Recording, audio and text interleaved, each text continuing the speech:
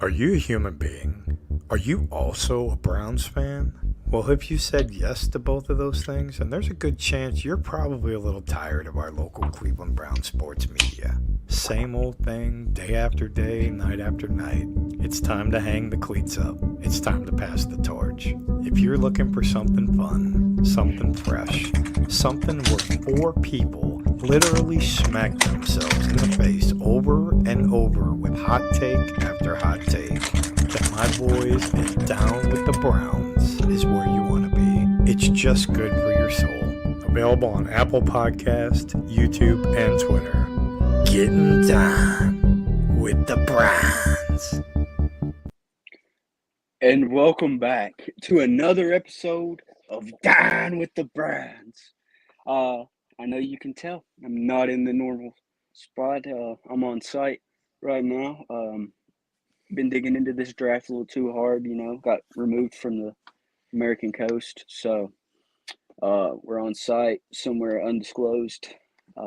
So Matt, what did you think? First reaction you think about this draft that the Browns just had?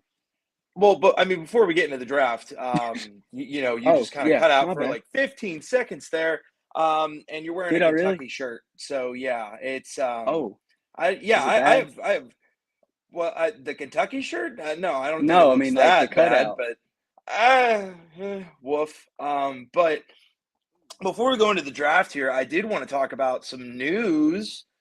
The Browns, at the very last second, at the midnight hour, picked up Jed Wills' fifth-year contract. Mary Kay Cabot reported it was $14.1 million, I believe. So that's definitely some significant news. We're going to talk about the left tackle that they drafted on day 3, but everybody kind of thought that, maybe that's planned for the future. Maybe they won't pick up the 5th year, but they ended up doing it like very last second, which $14 million for Jed Wills really isn't that much. But also at the same time, it's just like, what are we doing? Yeah. I understand it because like, even if you want to see what he has, because, he's still younger. I'm just going to give him that benefit of the doubt. But, that doesn't excuse the lackadaisical effort that he produces on the field. Like, there's some plays he looks like a decent tackle. Some plays he looks like he doesn't even care that he's on the team. Yeah. And so, like, in reality, this tackle tag, I'd say what I'm going to call it, is like, what is he, 15.1? Well, 14.1. I mean, 14. So, like, that's really not that bad. Because that's, like, I think 15th ranked in the league. Yeah, I was about to say it's in the middle of the league in terms of, like, all other starting left tackles. But, the thing is, with those left tackles that are being paid that per year, they've also proven it.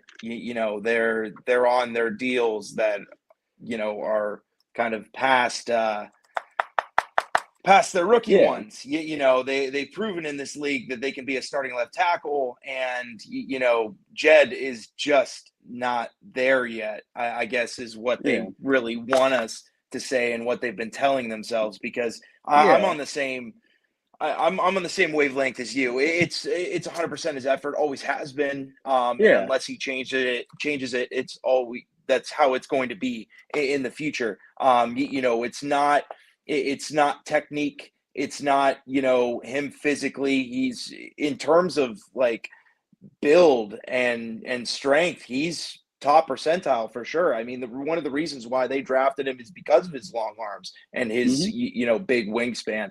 It's just been simply playing till the end of the whistle, and he's just not done that. And it's just, like, you've seen so many progressions in people's careers in Cleveland, like on the offensive line under Bill Callahan, like Wyatt Teller. Dude was traded for a 5th and a 7th. Like, that tells you what the Buffalo Bills thought about him. And then he comes to Cleveland, and now he's an all-pro guard under Bill Callahan. And then you see James Hudson take that step. I mean, he's not the best tackle, but you saw him grow from his rookie year to the second year. And so you see these guys that come in under Bill Callahan, and they look good. And then you just kind of expect the same thing to happen to Jed, but he's not. He's not shown that. And it's You can't teach effort. Yeah. You can't teach effort, and that's the problem. And it's aggravating because you spent the 10th pick, and that very next pick, I believe, the pick after that was Tristan Wirfs. And you could have took him. So, like, it's like, it's like this. You need to show why the Browns picked you in the top 10. And it's been 3 years. You're going into the fourth year. You need to prove something. Yeah. So, and and I mean, if things don't work out for him in Cleveland, will he still get paid elsewhere? Probably.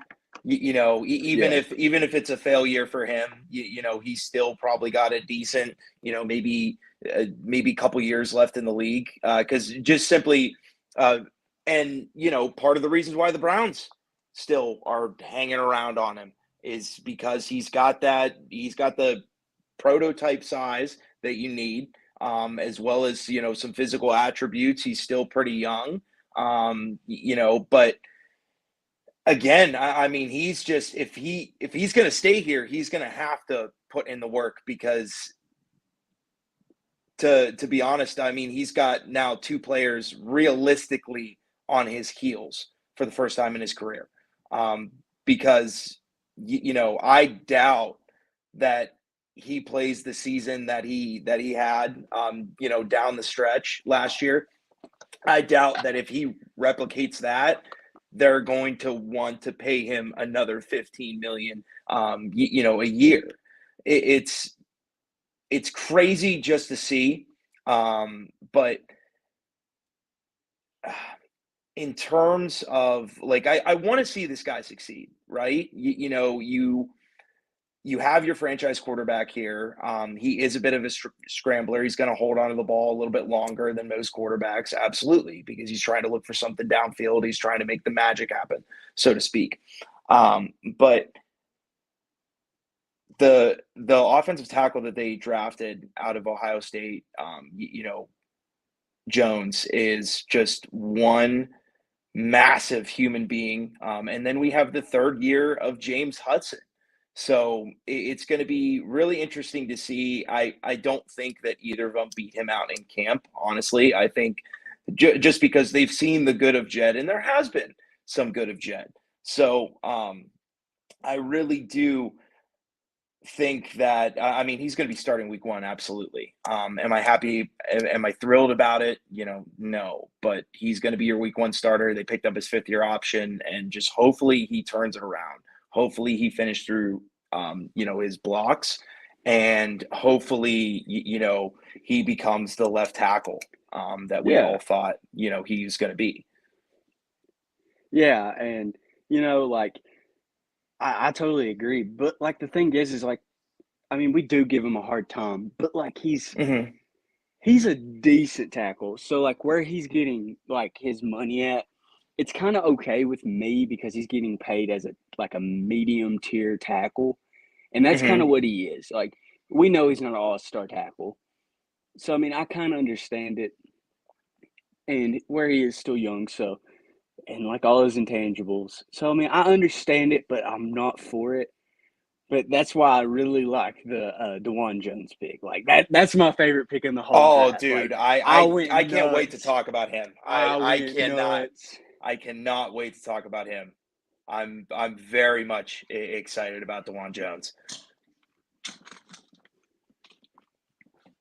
Yep, and I'm just really hyped about this draft. And once we actually touch base on the draft, like I feel like we had a pretty decent draft. Yeah. Honestly, I don't know if I'd say that this is my favorite Andrew Berry draft. Yeah. Because, of course, Grant Delpit and Donovan Peoples-Jones from 2020 was just great. Loved it. but it was very, in terms of value, they Yeah. walked through the door without a first round and a second round draft pick and still ended up with a haul of good depth. Yeah. And some of these guys can get immediate reps and contribute. And at the end of the day, that's what you want. I mean, Andrew Berry is good at two things in terms of GM. Really good. One, figuring out the money and doing, the just the circus act with the salary cap. Yeah. And two would be getting value late in the draft. And I really do think that he did this with this class. Now there was, like with any move by a GM, there's, one pick that you're just like scratching your head and you're like, why? Like, why did they make this? But in terms of the first several picks, all of them made sense. And once again, Andrew Berry drafted the best person that was on his board that was available. So if you said, hey, rate this draft 1 through 10, I'd give it a 7.5, and I'd say that I'm, as a fan watching it face value, satisfied, content. Yeah, I was pretty hyped about it, actually, considering where we picked that. And I was surprised we only traded one time, because usually I feel like Andrew Berry trades about 4 to 5 during the draft, and he only traded the one, and it was just the 7th round pick for the 6th next year, which, I mean, I'm fine with that. But I feel like it was pretty solid. Like, the first pick, a lot of people were high on Tank Dell and Jalen Hyatt, which Jalen Hyatt about made it to us, didn't one pick before us, which I was perfectly fine with. Like we talked about him earlier in the year. And the more and more I was dug into watching his tape, I was completely fine with us passing on him, because I feel like Cedric Tillman's going to be a better NFL receiver than Jalen Hyatt will. Absolutely. So that's one thing that really stood out to me was just the way he runs routes. I think Cedric was the better pick over Hyatt. So his route running, his ability to catch in traffic, that's what really stood out to me. And I think really that's attacks the football. For sure. And I think the biggest knock on Cedric, well, he was hurt quite a bit last year. He only played 6 or 7 games. And it's his age. He's a little bit older for wide receivers, because I think he's getting ready to turn 24 sometime later this year. But, if we can just get a guy that's NFL ready, which I think that's what Cedric Tillman is. I think he's ready. He's going to come in and just be ready to go. So, I mean, he is a fully grown man coming out of the draft. But before that, we Charlie. Hands, long arms. Yes, and Charlie, with those physical traits, he really attacks the football. But really before we get into the draft here, do you hear that? It's what the Buffalo Herd. Sometimes the plans you make after a few beers turn out to be good ones. This is Mac of What the Buffalo Herd. The NFL draft was this weekend in Kansas City, and every team, including the Browns, added collegiate talent from across the nation with hopes to better their team. New faces have arrived in Cleveland, but the premise is the same. Draft a wide receiver in the 3rd round, overhype every single pick, and predict a 53-man roster by blindly throwing darts at a board. The Browns announced this morning they will be picking up left tackle Jedrick Will's 5th-year option, which puts him under contract until March of 2024. The team was asked why the official decision came so close to the deadline, to which they responded with, "We've been trying to get Jed's signature on the contract for weeks now, and every time he tried to sign it, he gave up halfway through and couldn't finish." The Baltimore Ravens extended their QB Lamar Jackson to a 5-year, $260 million contract, which now makes him the highest paid player in NFL history. His total amount guaranteed is still roughly $70 million less than Deshaun Watson, meaning that Browns fans have buried the resetting the market jokes. Yeah. Well, until Joe Burrow's extension negotiates start. Lastly, Pittsburgh Steelers QB Kenny Pickett made headlines this weekend after shotgunning a beer on stage at a Luke Combs concert in Pittsburgh. Dividing the fan base with inconsistent play and chugging Miller Lights in public Hell, all he needs to do is cheat on his fiance in the parking lot of a regional chain restaurant, and he'll be the next Baker Mayfield. Permane Bros declined to comment on the situation. This is Mac with the Buffalo Herd. Bro, that one was pretty solid. I'm not gonna lie. Yeah, that was a good one. So let's get back to Cedric Tillman. I really like this pick because I was, and of course this is coming from somebody that was a Jalen Hyatt preacher for the longest time. But the Browns also got Marquise Goodwin and Elijah Moore. So they have their speedsters. Shaquem Grant is coming back. So what did they do? They went the opposite route, and they got this 6'3" wide receiver that just goes and gets the football. I will say this. One of the knocks that I did see on him, and the film kind of proved it. Even though he's a big physical wide receiver, he kind of struggles a little bit in press man. And it's just simply because it's not a strength thing; it's just technique. And I think coming here to Cleveland, I think he can learn a thing or two in the locker room, especially with Amari Cooper. A guy that's good. In those kind of situations. So I think his negatives are definitely welcome. What up? What up? Welcome. What up, boys? What up, boys? We're talking about the first pick that the Browns made, Cedric Tillman. Awesome. What are your thoughts? I'm so glad that we got a wide receiver first and foremost. And listen. I really wanted Jalen Hyatt. I did. But upon us drafting Cedric Tillman, I heard that he was actually the better Tennessee wide receiver from a lot of people. So I don't know if that's just Browns fans talking. I don't know if it's true or not. I thought Hyatt was the clear better choice. But at the same time, having those wide receivers fall, you can feel it. You can feel that we're going to get a wide receiver because pick after pick, you're seeing Josh Downs there. You're seeing Jalen Hyatt also available. But then all of a sudden, Jalen Hyatt gets picked, and then you're like, okay, well, then who are we going to go with? Are we going to go, Marvin Mims potentially? But then Marvin Mims gets picked up. So I'm like, okay, fantastic. But honestly, I like Cedric. I like Cedric a lot. Watching his tape, he's a big body wide receiver, 6'3". I mean, being able to have somebody in the wide receiver room that's a bigger wide receiver. DBJ really was our only guy for a little bit, and then we got Amari. But Amari's getting a little bit older, so I love the pickup. I really do. So Tennessee, shout out to Tennessee. I know SEC, and I know that upsets you a little bit, Christian. But at the same time. Look, he's a Brown, and I love it. Here's my thought. He may have went to Tennessee. The bitter rivalry there between Kentucky and Tennessee. But the orange and brown always washes away those sins. So that's all that really matters. And that's agree. That's crazy that you're making that statement in a Kentucky T-shirt. Yeah, that is crazy. Yeah, that's very true. That is very true. But the orange and brown does wash away all those sins. So I mean, I really like it just for the sole fact, and Manny, crazy enough, I was touching on it before you hopped in, and you completely right on. They looked for kind of like a different thing for like a bigger guy, and I think that's great, just simply because the Browns were in the bottom half of the league, in third down percentage and fourth down percentage in terms of conversion. Yes. So, why not get a bigger target for your quarterback?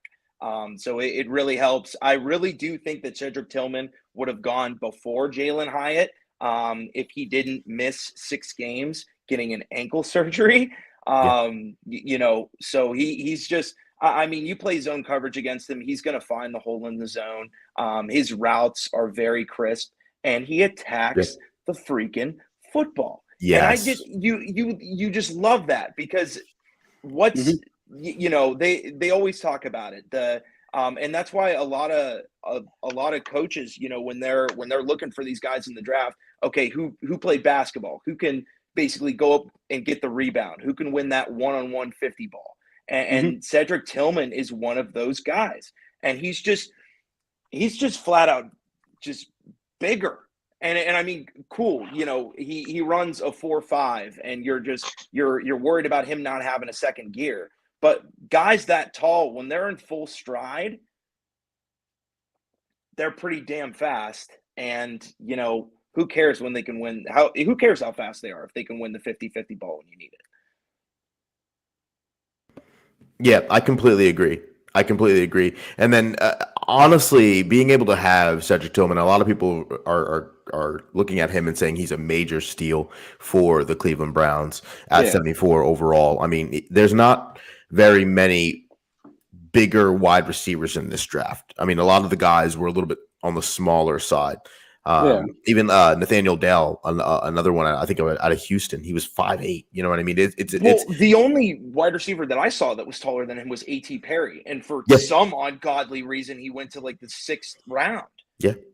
I think that because of wide receivers, what you're seeing in these past drafts, a wide receiver in college, if they're really good lately, because of the way the NFL's been played, the penalties and everything else, the scouting lately, if they're really good in college, they're really going to be good in the NFL. It's just something that translates over very well. So I think it's really hard to see those Terrell Owens kind of guys where, you know, they're go to a smaller college and just really well in the NFL. You're kind of seeing guys who, hey, if you're really good in college, you're going to be really good in the NFL. And that's kind of the trend you're seeing. So A.T. Perry, not saying that he wasn't good in college, but at the same time, but he did play at Wake Forest. Exactly. Yeah. When you're playing at Wake Forest, you know, your lower tier, you know, Power 5 schools, it's kind of, you know, it's kind of hard to see through the bushes there. Yeah. And, you know, going back to Cedric Tillman, one thing that I was thinking about, because you said something about Jalen Hyatt being the better receiver. You know, without Cedric Tillman going down, Jalen Hyatt never has that opportunity to be wide receiver one. Because you go back and look at 2021 stats. It was like 1,000 yards and 12 TDs. Yeah, like he had a pretty damn good run his junior year. And I saw him in person. Dude's insane. I saw him cribbling for like 40 yards. Like nobody could stop him. Absolutely. I think Tillman's going to be very productive on third downs and any red zone trips because, I mean, he's just such a big target out there. It's going to be so amazing to be able to have that in the wide receiver room. And again, a pretty stacked wide receiver room. Not everybody's going to be able to make it. I mean, Tillman's a surefire now for the 3-man roster. He's definitely going to make the roster. So it's, there's going to be an odd man out. Weird segment just popped in my head. Okay, just random. Okay, who are the top 5 receivers going to be for the Browns next year? Oh, that's easy. Do you want to go? You can go first, Mike. Yeah. So sure, Cooper, TPJ, Elijah Moore, Tillman. Okay, who's fit? And the 5th one, if I had my guess, probably Jakeem Grant, just because of special teams. I actually have that. I actually have 4 of now. If you're counting, if you're counting like actual wide receiver spots, and you go, okay, well, you know, if they're hanging on to him just for special teams, he's going to be the 6th one. I would say Goodwin. Okay, because they got a lot of money tied up in Goodwin. And you know, hearing because it was and I know by me saying that I'm saying Bell's one of the odd men out, right? Mm-hmm. Yeah. I remember when we had Noah on the first time. Mm-hmm. Yeah. And I asked him because I know that there are people that he works with over there at Sports Illustrated that are absolutely enamored with David Bell. And I asked them how they feel about David Bell. They're like, oh, we really like David Bell, but, you know, he has trouble getting on the field. Yeah. So, you know, Cedric's your mismatch. You're definitely not going to exclude Cooper, DPJ, or Elijah Moore from the offense. Yeah. And you know, Grant's there for special teams. They got money tied up in Godwin, and Godwin's a speed guy that helps get him on the field. You know, David Bell and Cedric Tillman, you know, does everything that David Bell does, but better, and he's bigger. Yeah, he's faster. Yeah, and he attacks the ball better. So, like, you know, now granted, we're saying this in May, right? You know, there's mandatory minicamp that we got to go through. There's preseason games that we got to go through. we got to figure out and we got to start sorting out who can play special teams, who cannot play special teams, because that's a huge role when getting these 53. So, take everything that I have with a grain of salt, because there's a lot that can change between now and then. Absolutely. Absolutely. Especially injuries and things like that. But, I agree with you at 4 or 5. The problem is having Grant make the team and Goodwin not make the team. I think it's Cooper. No. I'm not saying like not make the team, because I think we keep about 7 receivers. Oh, we haven't done that in a very long time. We haven't done the Cleanbouts have not done that for a very long time. Because you gotta think we're probably gonna keep an extra receiver because we're not gonna keep 4 backs. Right. But at the same time, I think that that one extra position might be moved to the defensive tackle room, to be completely honest with you. I think that there's a lot of talent in the defensive tackle room. And how many we keep last year? Like 6? 5. 5 off of memory. So right now, defensive tackle. Sorry, change that subject. Yeah. I mean, you're obviously going to go Dalvin Tomlinson. Yeah. Siaka. Perrion. I think Perrion makes it. I think they're going to give Perrion another chance, because a lot of people on this defense is getting a mulligan because of Joe Woods. So I think Perrion's going to make it. I think he's going to have a successful Tommy Togiai isn't, though. Tommy Togiai, he's gone. Tommy Togiai is not going to make it. And then Mo Hurst and Tristan Hill. Yeah, so I think I think that's what's going to go down. But again, I do want to touch on Bell's not. I don't think Bell's going to make it. I think they're done with him. I don't think Grant makes it, actually, believe it or not. I believe that somebody else shows up in special teams and says, I can return punts and I can return kicks. And if you could do it slightly better than Jakeem Grant's gone. I don't see why you would need that. I mean, you're looking at a wide receiver room with Cooper, DPJ, Moore, Goodwin, and Tillman. You're looking at one of the deepest wide receiver rooms in the NFL, in my opinion, because if one guy goes down, that's unfortunately, it'd be unfortunate. But at the same time, you have a pretty seasoned, wide receiver room, because Elijah Moore, very diverse as well, very diverse. So I think, Elijah Moore could be. We never know. Elijah Moore could be a wide receiver 1. You never know. I mean, he did not like playing under Zach Wilson whatsoever. Yeah, and it shows you. I give him a pass as well, because you're having Jets players change their profile picture to Aaron Rodgers, like on Twitter and on social media. But that's how much they wanted a quarterback change. So when people talk about the problems with Elijah Moore and his locker room cancer, no, he just hated who was throwing him the football. So and he hated his offensive coordinator. And he hated his offensive coordinator. Part of it was because of that. Exactly. So I think I think it'll be 5. I think that Tillman and Goodwin are going to make the roster. If I had to be that, do I think that they cut Jakeem Grant? I don't think so.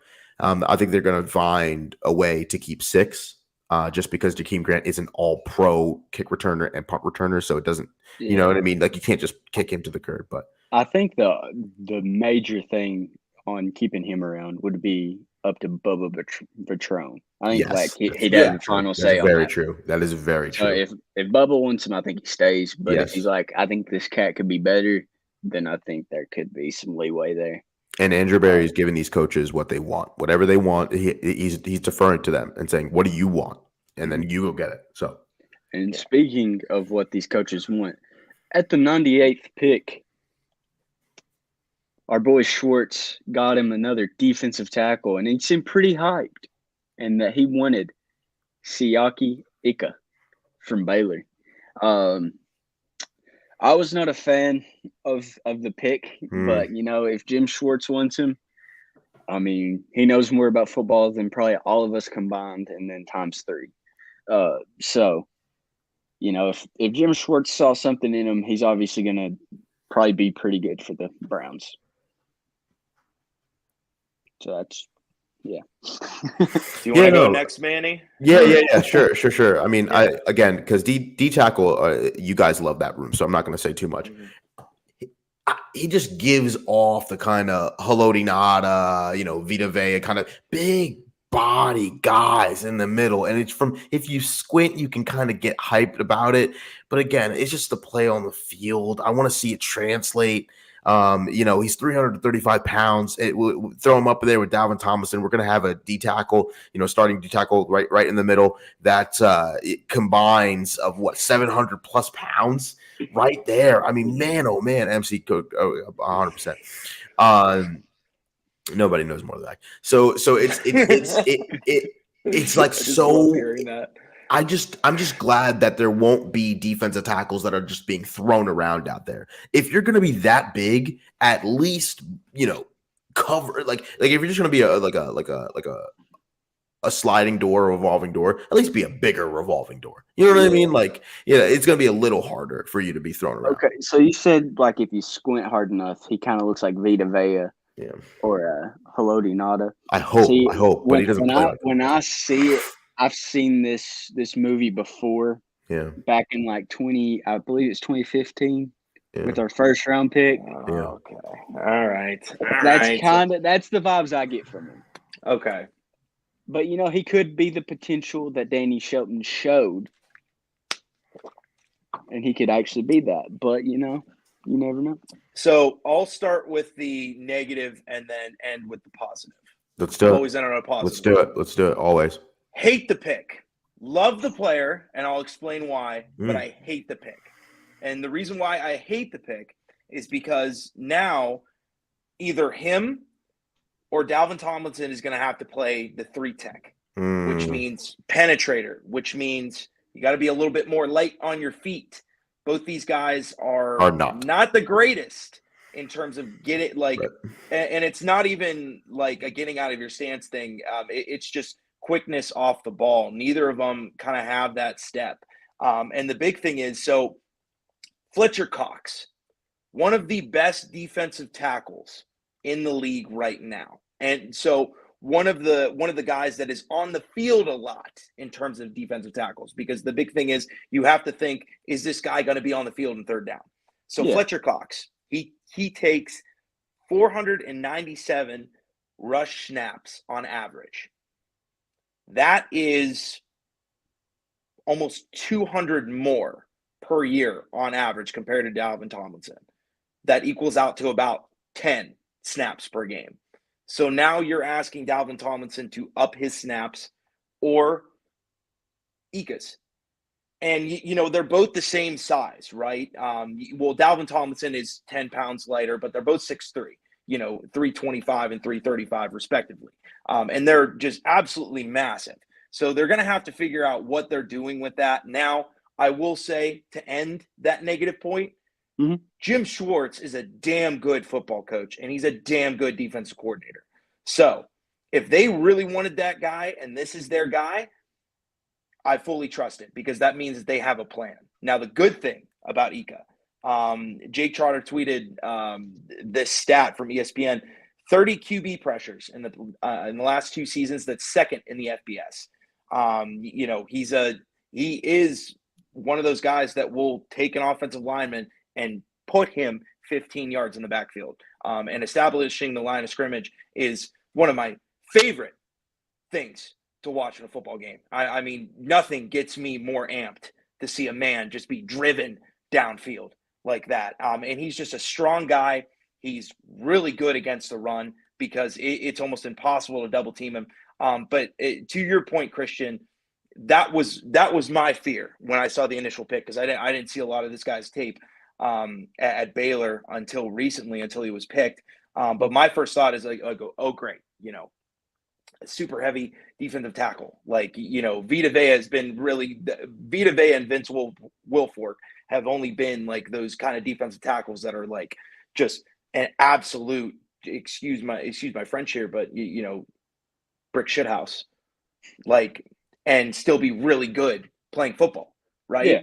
But looking at his tape, he has those little techniques, as in dipping his shoulder, kind of getting his head out of there. I really love how hard he punches an offensive lineman, and he gets his head out of there and looks to see where the ball is going. He's not a kind of guy that, will nosedive in on a run play and the back cuts back on him, right? He's not going to get completely washed down the line of scrimmage because he's playing, run defense recklessly. I mean, he's a bit of a smart player, and he feels pressure on double teams, and he just knows how to play it well. I just think simply because of his build is why he fell. Because it's his position in a lot of defenses. A lot of guys, they just want lighter defensive tackles. So, to end it, I would say, again, love the player, love his tape. I do think that he can contribute, but I just don't like the pick because in terms of scheme. So we'll see, but Jim Schwartz, again, damn good football coach. So, Yeah, for sure. And, like you said, he's got some big size on him. And another guy we picked at 111, my favorite pick in the draft, DeJuan Jones, out of Ohio State. The Ohio State. Right tackle, stands at 6'9", 375 pounds. Dude is a mountain of a man, and I love me some offensive linemen getting drafted. Yeah, absolutely. Listen, I'm going to let Mac. Give the real details of it because Mac loves himself some offensive linemen. But I will say, from everybody who's in Ohio and is a big Buckeye fan, that name is extremely familiar. I do want to say one thing about DeJuan Jones. It's not much because I'm not a huge advocate, not an advocate, but like a huge connoisseur in the offensive lineman. But I will say, the average size of an NFL lineman right now is 6'5", 314.2 pounds. Mm-hmm. DeJuan Jones is 3 inches taller than that at 6'8", and is nearly 60 pounds heavier than that at 374. This man is gigantic. He is a huge tackle. A lot of people are saying that he's going to play right tackle. That's John Conkling's replacement. I think with Bill Callahan, one of the best, maybe the best offensive line coach in the NFL. I think that there might be a chance that he teaches DeJuan how to do both on right and left. And one slip up from your boy Jedrick Wills and his Jordans, gone, cooked. They extended him the 5th-year option, but that gives DeJuan Jones an opportunity. Also, that gives Hudson an opportunity to just fill in that role and see what they have to do. But at the same time, you don't want to mess too much with the blind side, so give them some familiarity there with keeping Jed and extending him 5th year. But DeJuan Jones, he's coming, and I will not be surprised if Bill Callahan makes some moves. Yeah, for sure. Yes, and I agree. The one name that I heard about this guy just floating around, Thanos. Yes, because he is absolutely massive. And he's not an overweight kind of massive, right? He's got a build. Yes. He was recruited to play D1 basketball, and you can see it in his footwork. Yeah. Now, in terms of negative, I think that he does lean forward a little bit more. Yeah. On his pass protection, I do think that he can be susceptible to swim moves. But in terms of his footwork, he's not really getting a lot of depth in his pass sets. But he's also not getting beat, which is just weird to me, right? Because you think bigger guy, he's going to be a little bit slower, but he doesn't. I mean, maybe it's just the length of his legs. I don't understand it, but he's just a guy that just flat out doesn't get beat. His past 2 years at Ohio State, I mean, we're talking about almost 1,500 snaps here, 11 hurries, 1 quarterback hit, and 3 sacks. And his senior year, by the way, no QB hits, no sacks. And that's at right tackle. And by the way, I saw a lot of Ohio State fans today that are saying, oh, well, he can only play right tackle. He can only play right tackle. Obviously, you're not that big of an Ohio State fan because his first 2 years in school, he was left tackle. He played significant snaps, and he didn't really allow much pressure. Like he's good.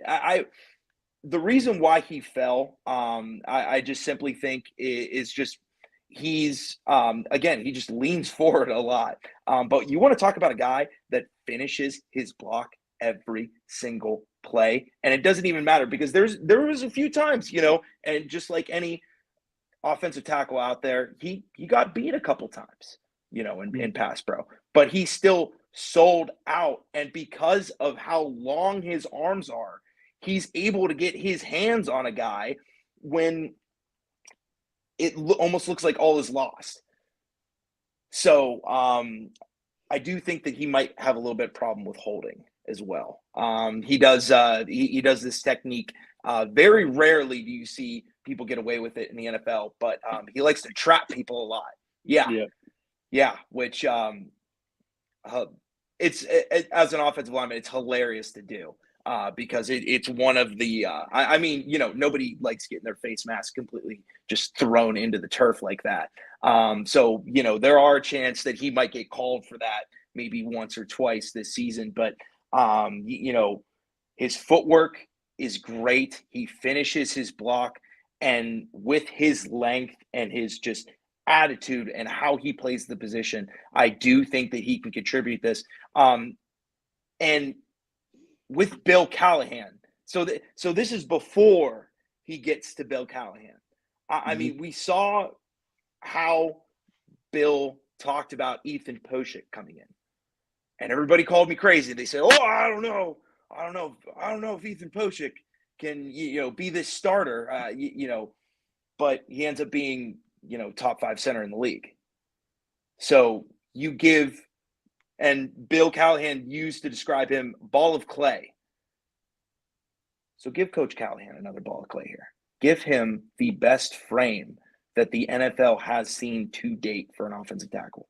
Give him a guy with a basketball background that can move his feet and tune up his mechanics a little bit, and you're going to get a damn good football player. I mean, you want to talk about the best pick in this draft. It is DeJuan Jones, without a doubt.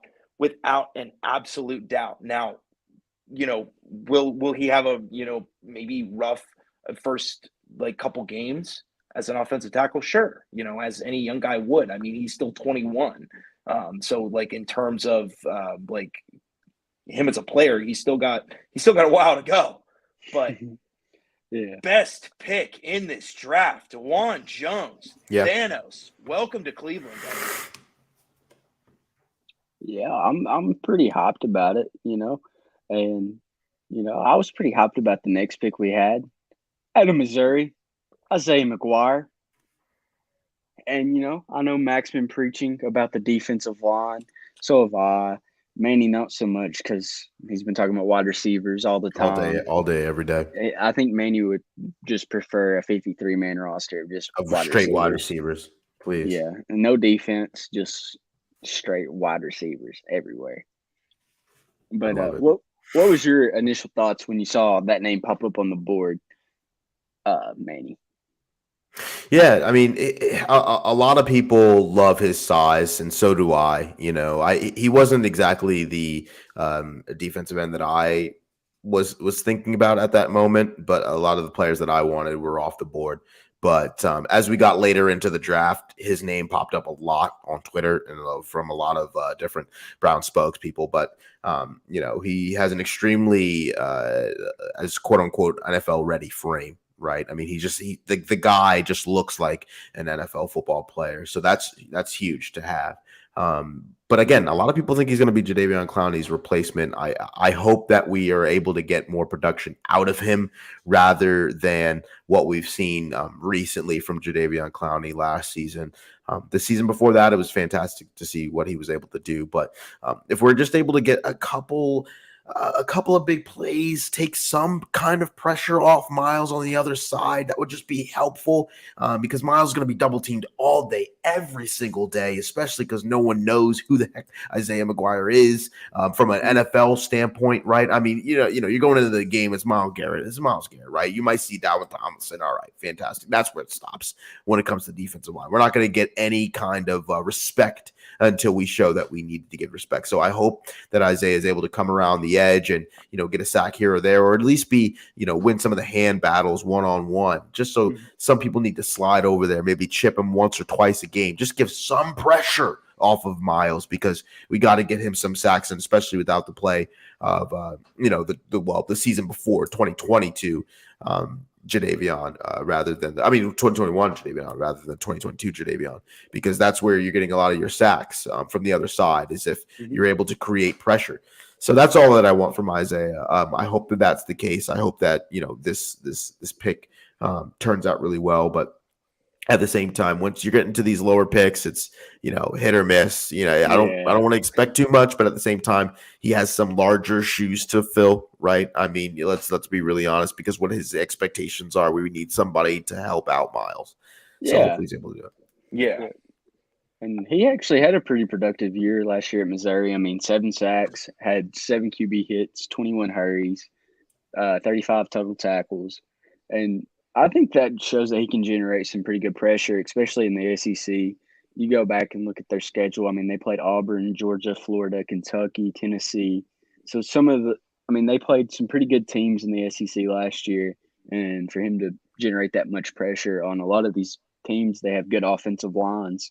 So, I mean, it shows that he can get to the quarterback pretty often. Yeah, and Manny, you were right on when you said that he's the most kind of like NFL ready frame. And I'll even throw his play style in there as well. I mean, Isaiah McGuire, in terms of a guy and how I look at him, his ceiling might not be very high, but his floor is. And with how he plays, he's not the quickest off the ball, but he's also got a damn good punch. He doesn't have a refined bag of pass rushing moves, but he knows how to split a double team. And he's a very, very strong individual. But he needs to learn a little bit more finesse, right? When he's bull rushing, it does take him a minute to hit that second move.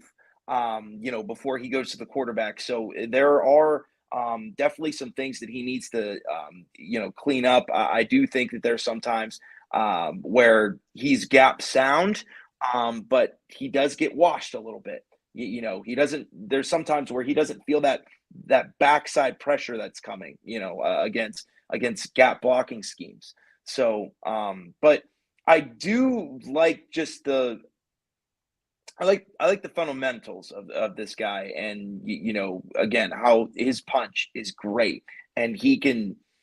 But at the second level, guys are going to be a little bit bigger, a little bit stronger. So we'll see there. But I do like this pick. They needed to get another defensive end, whether through draft or free agency, because they got to get another guy in that room, right? It's really nice to see that Andrew Berry isn't afraid to challenge rookies of last year. I mean, we saw that with the wide receiver. You can't be too confident on what, David Bell showed you, because he didn't really show you much. Can't be too confident in Alex Wright and Isaiah Thomas, because they didn't really show you too much. Doesn't mean that you can't give those guys opportunities in year 2, but you're going to draft somebody and get another guy in that room to, if not win the battle, to challenge them their very hardest, because iron sharpens iron, guys. Mm-hmm. And at the end of the day, when you get more bodies into the room, I think it's safe to say that this will be the most competitive all around the roster. This will be the most competitive Cleveland Browns training camp that we have seen in a very long time. Absolutely, by far. Dog fights all day long. Absolutely. And you were speaking of finesse, and I think this might be Manny's either favorite pick or second favorite pick. The finesse quarterback out of UCLA, DTR, Dorian Thompson-Robinson. Man, going back to the live on Friday that we had, our draft special, Manny kept talking about DTR, and I was like, man, I honestly don't see us taking him because, and then Andrew Berry picked up the phone because, he's obviously watching Down with the Browns pre-draft, and he was like, Manny wants this cat. Manny wants this cat, so we got to go get him. We got to make sure. So he took him at 140. Manny, what was the initial reaction when that popped up on on the TV. It's your He's- wallpaper. He has been my wallpaper for the past 48 hours. Okay. Do you want to know why I like this guy? You want to know why I like DTR? And the Wow. reason being, and I've been screaming, is because, and it shows you the front office agrees with me. We don't trust Joshua Dobbs. We don't. You want a quarterback too. Late in the season, can I paint a picture for you? Late in the season, we're playing the Baltimore Ravens. Deshaun Watson gets the stomach bug. I've already said this already to Noah, Browns and Noah, but I'm going to say this to you, Mac. Deshaun gets the stomach bug, and he's out for one game, right? We want to bring in a quarterback who can potentially win us one. And I don't think that's Josh Dobbs. He was real cute in the preseason getting his T-shirt torn, and he did a little run for the 15 or 20 yards. That was cute. That was real nice. But let me say something about DTR, okay? Let's hear it. He's been in college for 5 years. That's one of the downsides. That's why he fell, okay? Because a lot of people think that he's very sporadic. He think that he's uneasy in the pocket when things break down. They kind of look at it as he's trying to be a little bit. One play he might be Johnny Manziel when it breaks down. One play he might be, I don't know, Blake Bortles or something, Dan Orlovsky in the back of the end zone. That's what. So that we don't really know what we're getting out of DTR when it comes to that. But what we're actually seeing right now, he's extremely mobile. He's extremely mobile, extremely athletic, right? But what we saw in his last year, when his senior year, redshirt senior year, because of the COVID year and the NCAA gave out extra years, his offensive game grew under Chip Kelly, which tells me, rather than Jim Mora, which tells me that if you get the right coach and put him in the right scenario and call up the right plays, I think that Dorian Thompson-Robinson could do really well. And that's what we're going to see with DTR. So he also brings this kind of flexibility into the offense. Man, he's getting blocked. Hey, that's fine. I mean, hey, listen, if Josh Dobbs your boy, whatever, Josh Dobbs court QB3, okay? It's Dorian Thompson-Robinson. And a lot of people have a little problem with DTR in college making rookie mistakes. But that won't happen in the NFL for him when he gets to sit behind Deshaun Watson. Sit behind Deshaun Watson. Pull up that comment. It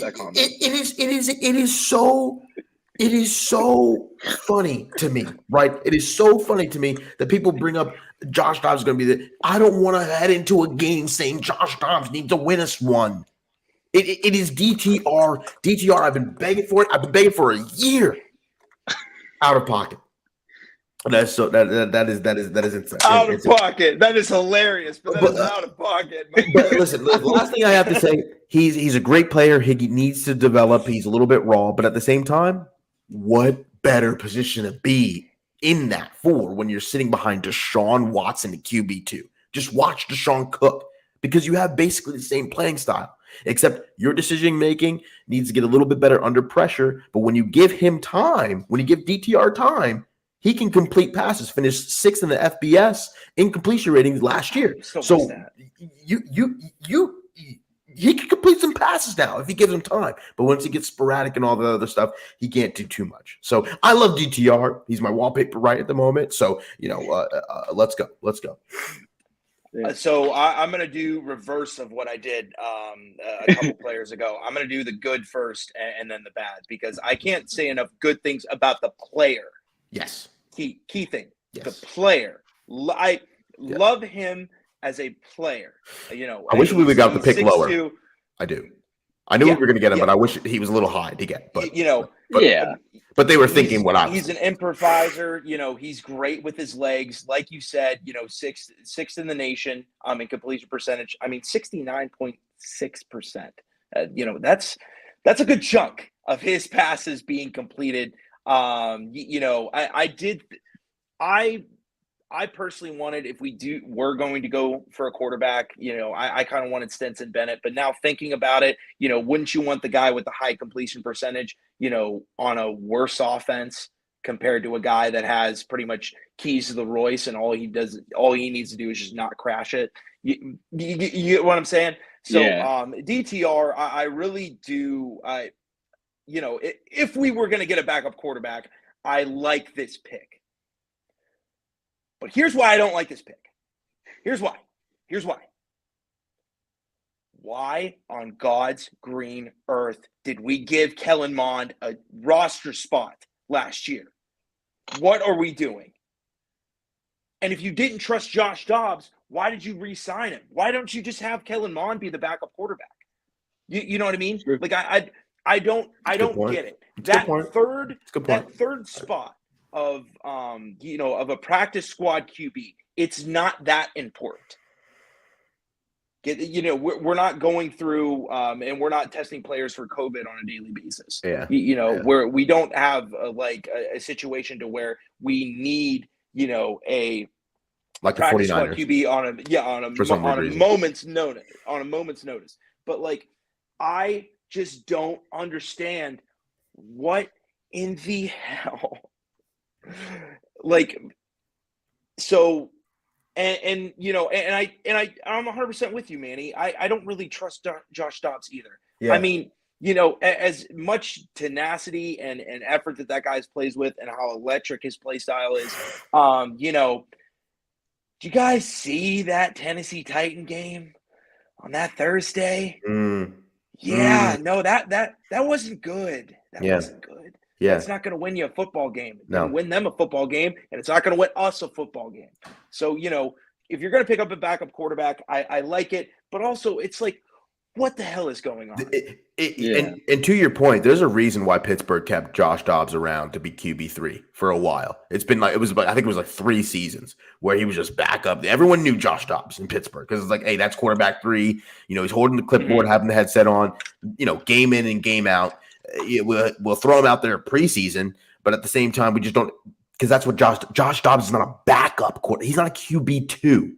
And to answer your little bit of your question, Mac, the reason why we're bringing in Kellen Mond, we're trying to find somebody, because our offense isn't a Case Keenum offense. Let's be honest. Yeah, our offense isn't. No offense to Jacoby Brissett, he was fantastic, but we need somebody a little bit more mobile. That's not the way we're trying to go anymore. So we're trying to model our offense and trying to get in a certain way where we can still, with our QB2, call the same plays and run everything the exact same instead of saying, oh, now we got to hand the ball off all season. So when you're looking at Josh Dobbs, you can't trust him to be your QB2, unfortunately. Maybe QB3. Yeah. Kellen Mond, we brought him in because we're trying to get somebody to try to, I don't know, just try to fill that gap and try to have somebody in the quarterback room who can kind of do what Deshaun can do. But then all of a sudden, Dorian Thompson Robinson falls to you, and you're like, what a better situation to draft a quarterback completely made, like clay, molded to be QB2 for pretty much maybe the remainder of his career. Let's be pretty honest, right? He's a little bit older. He's not extremely young. So it's like, shout out to I hate that I'm a regular listener to this crowd. Kidding, love you guys. Go Browns. Bengals had a pretty good draft too. But anyway, unfortunately. So that's why I love Dorian Thompson Robinson, bringing him in. He is a solidified QB2, no doubt about it. Bringing him in, that's what we want. You want somebody kind of like the Kansas City Chiefs have with Chad Henne, where, I mean, Chad Henne's game is not exactly Patrick Mahomes, because whose game is Patrick Mahomes' game? I mean, let's be real. But at the same time, it's like you're always there, because as soon as Chad Henne rolls out there, you can win a couple games or two. He's your seasoned quarterback too. Always be ready, Yeah, which also, like, going back to the Dobbs thing, like you just said about Chad Henne, like, you always need those guys that can, like, be level-headed, Always. Smart, intelligent. Always. And, I mean, quite literally, Josh Dobbs is a rocket scientist. So yes. when you got that guy with that amount of intelligence on the team, that can always help. That's your on the sideline. On the sideline. But on the sideline. And the last point too, because I saw this comment a lot on Twitter, is like, we shouldn't care about QB2. We shouldn't care about QB3 because if we even need them to play, the season's over. Like, if Deshaun's out, the season's over. Guys, fans, that is not what the Cleveland Browns think. Well, that is not the way the Eagles 2017. Exactly. That's why with important. Nick Foles to the playoffs. That's not. Well, you what want to at least think. give yourself a shot. Exactly. You don't plan for your guy to go down, but you at least want, like, the best. Now, granted, is Plan B ever going to be as good as Plan A. You have that No, 1% that's chance. the reason like why the it's Eagles. Plan B. But like, you got to give yourself the best damn Plan B. that there Yes, is. possible. And So that fellas, it's- you know what I'm talking about. Yes, if you can get as close to Plan A 1.0 and Plan A 2.0, that's the closest you can get. I love Taylor's question here. Taylor said, "Do you like this rookie quarterback better than Brissett, or would you have preferred to keep Jacoby Brissett considering the cost? Considering Still cost, can't run. Yeah. You gotta make sure the playbook stays the same. Because look Exactly. at the transition because part of it, we do need to, as upset as I was yes, with the offense at the later half of the season, we Yes. do need to all realize that switching an offense mid-season is very difficult. very Okay? difficult. Very, And, Jacoby, Jacoby's a damn good quarterback. very good, very good. Okay. But he just can't run Deshaun's offense because he's not much of a runner. You. Yeah. Thank So you need a Thank guy you. that can just Thank you. pick up where you left off at the very least. At the very least, so that way, because and as much as we want to sit here and it's all about talent, right? Mhm. But a lot of games can just be won by just executing the plays. And how do you throw my execute the headset? plays?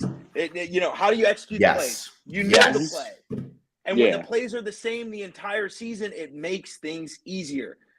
So that if you wanted a backup quarterback, cool, love this. Yeah, But it's just now. Granted, I guess you could say technically, so you don't have a problem with the pick. You just have a problem with the fact that we kept Kellen Mond around like all season, basically just Yeah, for a waste, and he kind of wasted a roster spot. I'm butthurt about that. I am. yes, But yes. you know, But we did all that DTR, before. Yeah, yes. we did all that before we got a chance and knew that DTR was going to fall to us. And we signed Josh Dobbs to that 1 year. Was it $2 million, $1 million? You know what I mean? Before we knew DTR was going to fall to us, we needed somebody. But now DTR, the reason that for anybody confused is why we got a quarterback, because I know a lot of teams are, a lot of opposing fans are like confused. But he is a bona fide, molded Cleveland Brown drafted quarterback too, and you need that in the NFL. Yeah. So just for just a couple of games, that's all. For sure. And, going on to that next pick, 2 picks later, the one that kind of threw me off a little bit more than the DTR one Yeah. was at 142, Cam Mitchell out of Northwestern, one of Greg Newsom's best friends. Greg seemed really hyped about it, was going nuts. A lot of people thought he would be our slot corner. I don't know much about that because he only played 10 snaps at slot. Last year he played 543 out, like playing out wide corner. So, he could be the slot guy, he's a rookie trying to make a name for himself. Yeah. Listen to Coach Schwartz, play that. But, he's a pretty good football player, pretty good in coverage. Fights through the whistle. So. Yeah, he's gonna if he didn't learn how to play special teams before, he's gonna learn this season. Yes, he is. Or he flat out is not gonna make the team. And to your point, Christian, his total career snaps is 1,660. Of those snaps, he's only played 79 in the slot.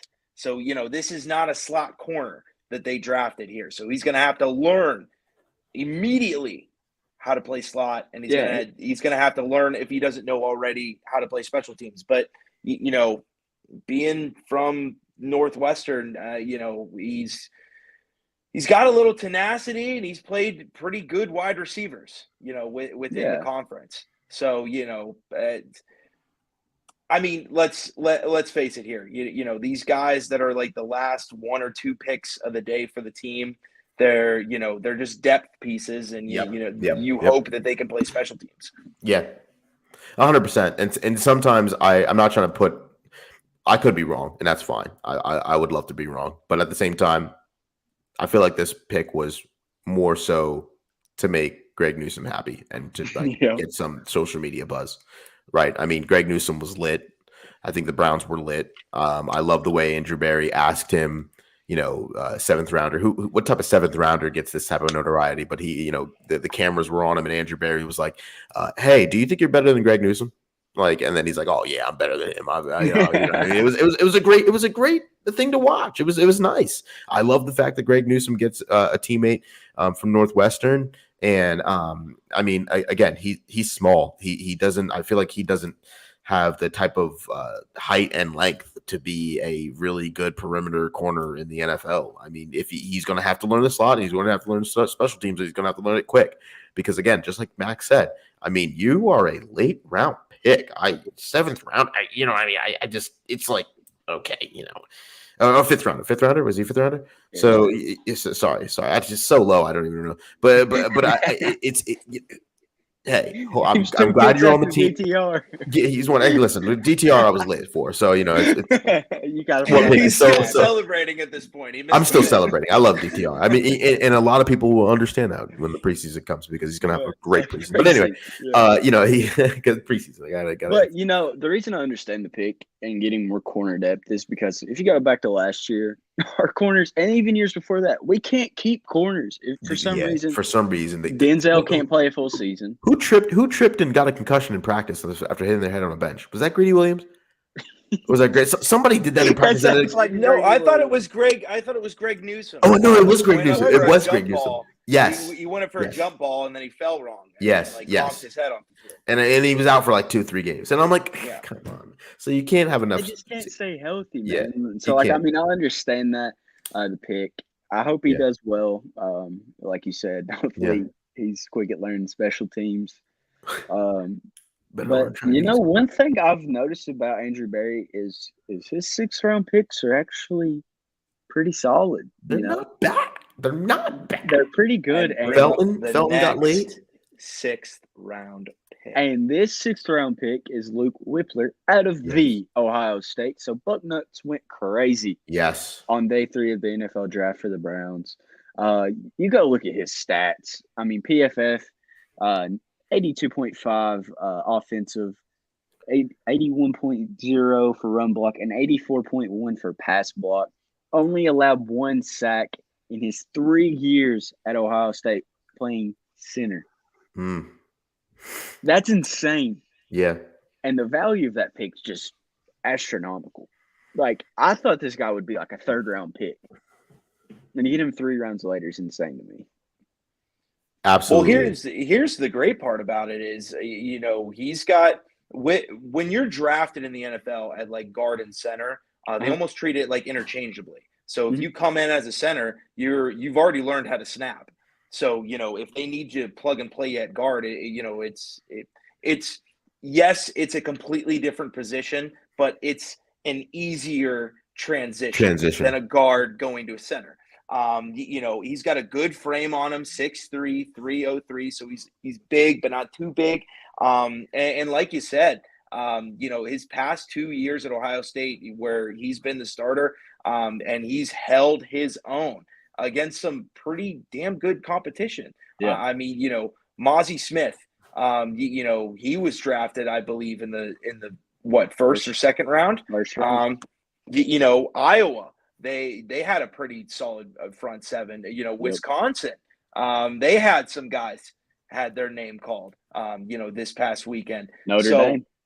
Yeah, Notre Dame, another guy. And they played Georgia too.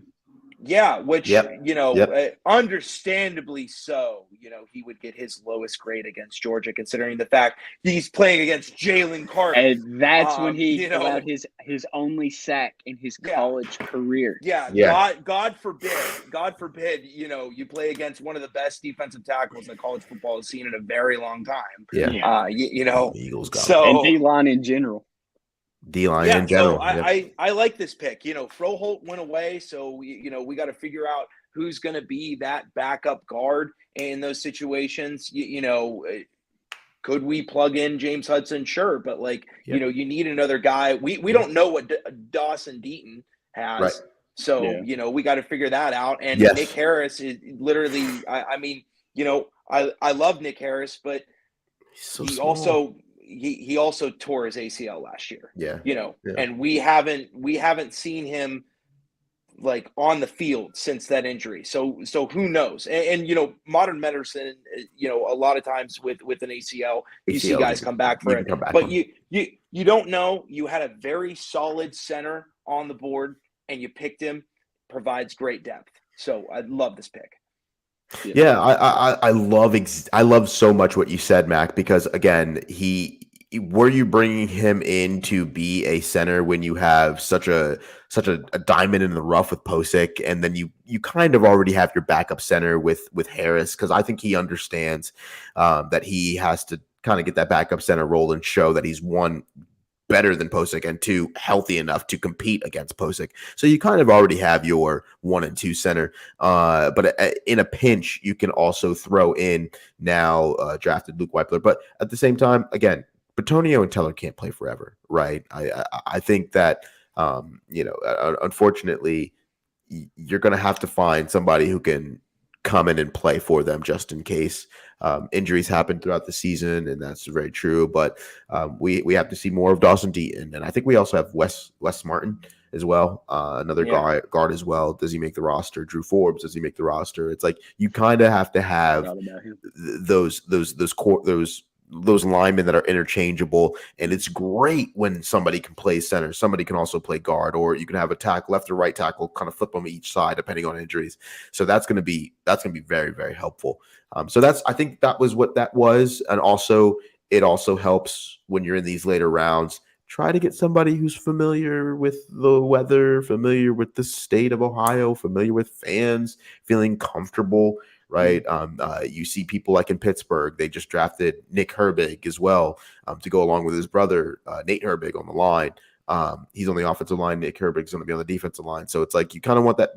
Pittsburgh loves brothers, but you kind of want, that familiarity as well in these late round picks, just so that they feel a little bit more comfortable and continue to give some competition. So I do like the pick as well. How much we expect out of him, I think that's more just a depth piece.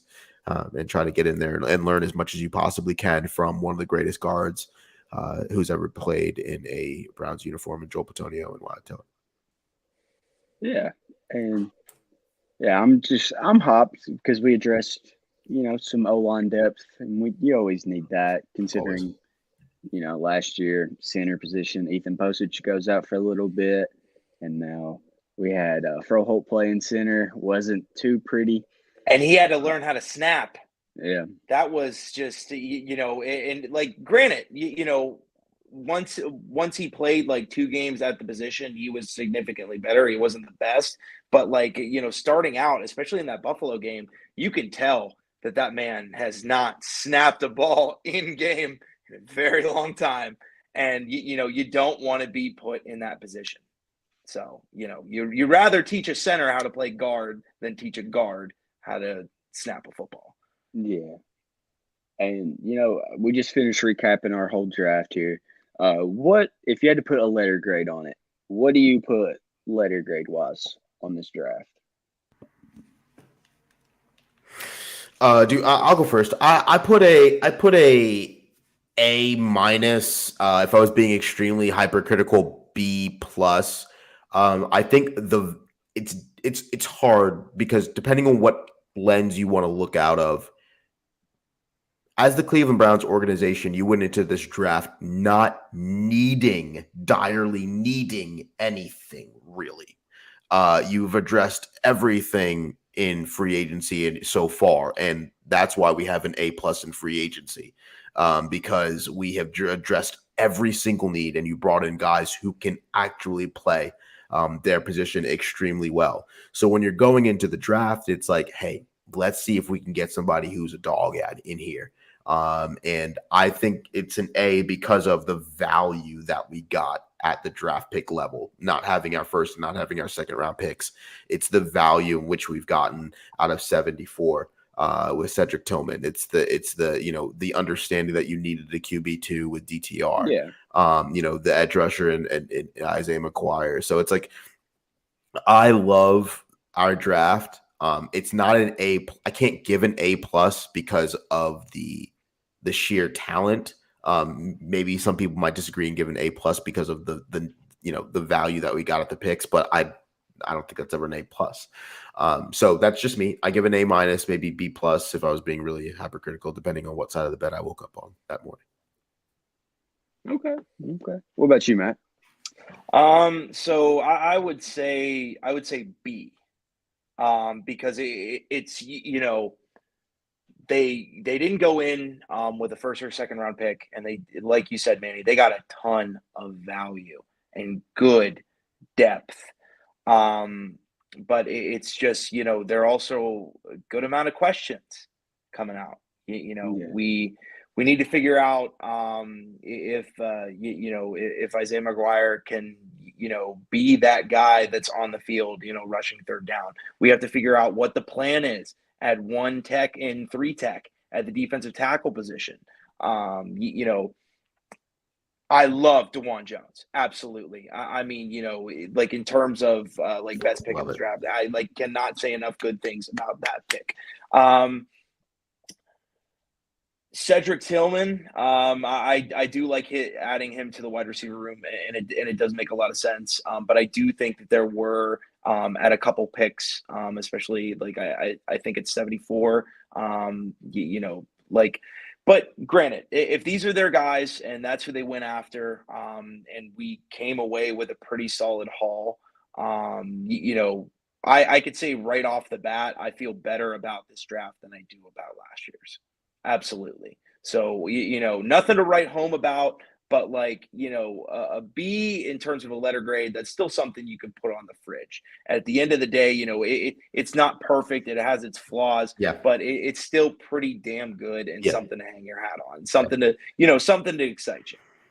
Yeah, I totally agree with you, Mac. But if you were starting the draft off in the third round, and the players that got picked before the third round didn't count, like they weren't in the draft, I would say you had a pretty successful draft. But considering we did pick in the third, I do give it a B because, where we did pick. I'm still not the biggest guy on that 98 pick. I just, like you said, the 1 tech, the 3 tech, that's kind of got me like, And I wanted Kobe Turner so bad I couldn't stand it. We both wanted Kobe Turner. Mac was the first one that really he mentioned him, and I was like, okay. So I started doing a little research on him, and then I was like, okay, yeah, this guy would be sick, like in Cleveland playing the 3 tech, and so but who knows? Schwartz can figure out something hopefully with that situation, and like you said, the O-linemen that we got from Ohio State, both of them, I'm pretty hyped about that. Yeah. Because, Whippler could be just, a diamond in the rough, come in, ball out, someday be like an all-pro. Because, one of the best center, or the best center in the league was picked in the 6th round. Yeah, that's true. So, and 6'3" for a center is pretty big. Yeah. Because usual centers are like, 6'1", 6'2". So. But you mean Jeff? You mean Jason Kelce, right? Yeah, that's okay. I don't know why. See, that's what I thought. Yeah. I was like, who else would be the best center in the league? Yeah. For some weird reason, I was going to say Quentin Nelson, but I'm like, oh, he's a guard. He's a guard. Yeah. So, he's a first round pick. He's top 4. Yeah. So, but yeah, I thought we had a pretty good draft. Yeah. Hopefully, we don't rely on the rookies as much as we used to. We did got some need ballers to. Should not need to. Yeah. Should not need to. I think that's a great way to end the episode, boys. Yes, sir. Way to end the episode. And go Browns! Go Browns, baby!